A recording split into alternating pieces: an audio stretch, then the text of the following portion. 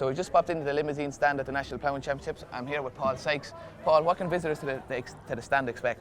Well, what they expect to see this year is we're having two teams. We're going on a commercial team this year because we're cognizant of the fact that the commercial farmer is the bread and butter of the breed. It's where all our bulls eventually end up.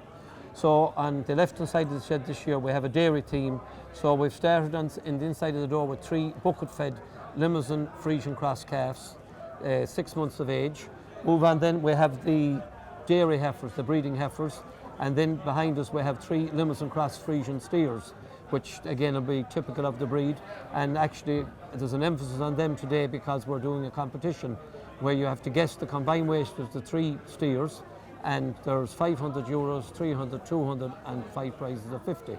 So that's on that side of the shed. On the opposite side of the shed, we're focusing on where we've always been, the terminal sire in the suckler herd.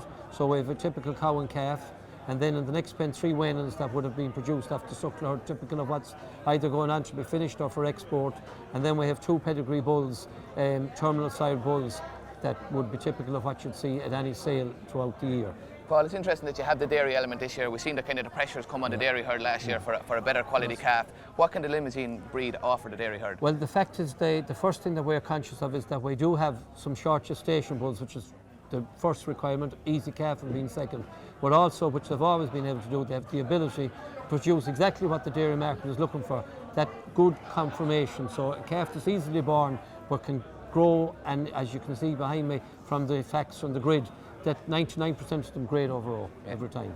And how is the uptake of dairy farmers of the breed, Paul? Well, we can see there's more and more inquiries coming now, provided, as I said, we address those two, the easy calf and short gestation. There's more and more farmers because they are conscious of the fact that they're going to have to produce a better quality calf. The industry requires it, and I think there'll be a social dimension to that as well. Yeah, but it's also very important to keep to concentrate on the beef side as well and the suckler herd. That's why we having our terminal sire on the other side, we can't lose sight of that. That's been the bread and butter of the breed too, and we're still, even while the suckler herd is reducing slightly, there's still a good market there, and at the end of the day, if you want to be profitable, you have to be able to produce a good quality animal. Yeah. Paul, you've plenty going on here in the tent. There's a lot of people coming in now, so we'll leave it to it. I'm going to pop into other tents. Thanks very much.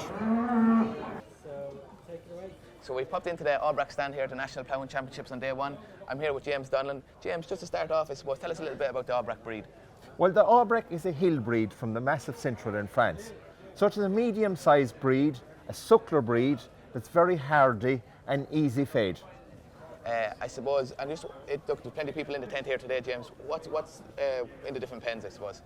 Well, look, we've a selection of pedigrees first, including their Popeye, as we call him there. He's almost a 12-year-old Albrecht stock bull there. We've a pedigree heifer, then we have the winners at the Tullamore show this time were a cow and calf, and there's some bulls then. And then we have some examples, because most of the farmers there, they're commercial farmers.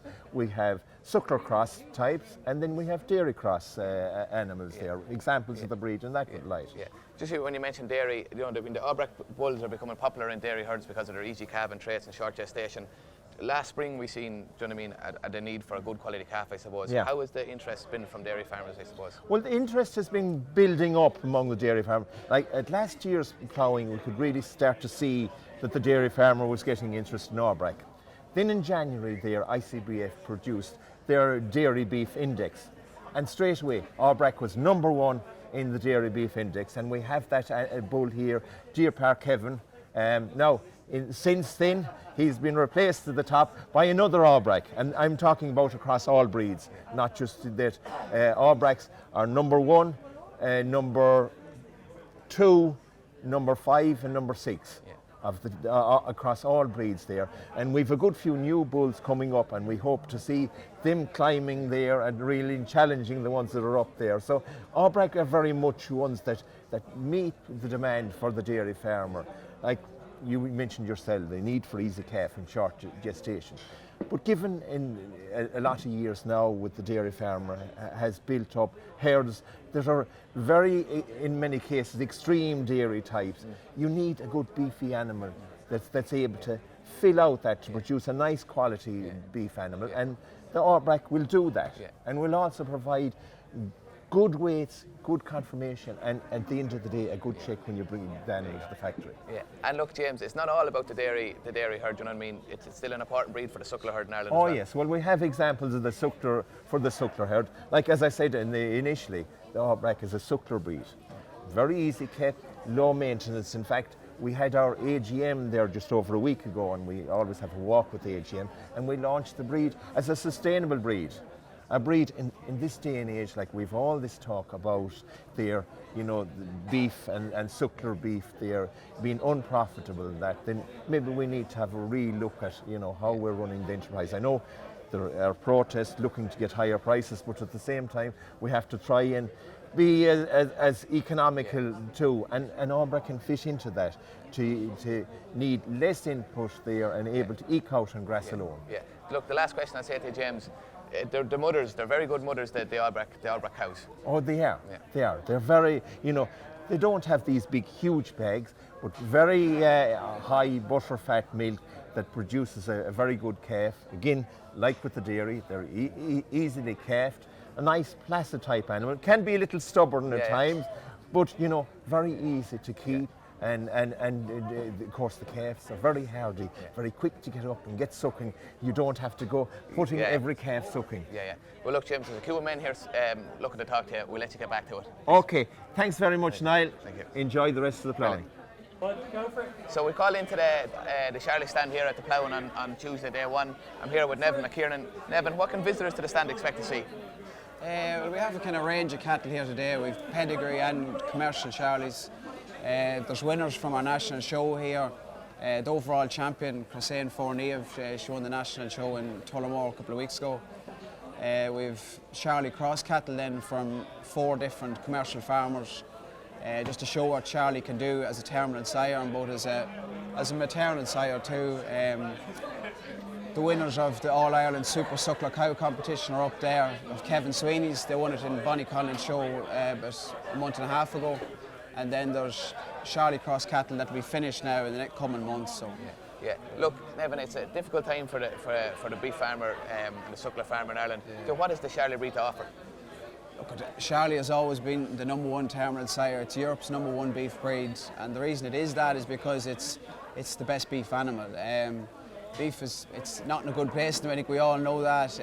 I think everyone needs to sit down and come to a compromise, because obviously the beef farmers aren't happy. They're not getting enough. Anyone will tell you they have to be getting near €4 a kilo to be making any sort of money, and they're not getting near that at the minute. They're given a bit of a bonus there in the last couple of days. Obviously they're not going to accept that. It looks like that now. So, but I think for the best of everyone's interests, they have to come to a compromise and meet in the middle ground, because it's no good for anyone the way it is. Nevin, I just want to concentrate on this heifer here behind us. She came from the Skidoo herd on Saturday, the dispersal sale in Skidoo. Tell us a little bit about her. Yeah, well, this heifer, we bought her from Skidoo on Saturday. Skidoo is the largest and probably one of the most renowned pedigree Charlie herds in the country. It's sold out. We bought her just for a raffle here today. She's very well bred. She's a daughter of Barry Mick, a top French sire. And tickets have been sold here today. There are 5 for each or 3 for a tenner, and some of that will go to charity. In recent years, we've donated over €35,000 to different charities of heifers that we've raffled here. But this is a special one, seeing as she just came from Skidoo, and it was a sad day to see Skidoo go, but at the same time, it was a very good sale. Yeah. Well, look, Nevin, we'll leave it at that, and the best luck over the 3 days. Yeah, no, thanks very much. Yeah, no bother. Thank you.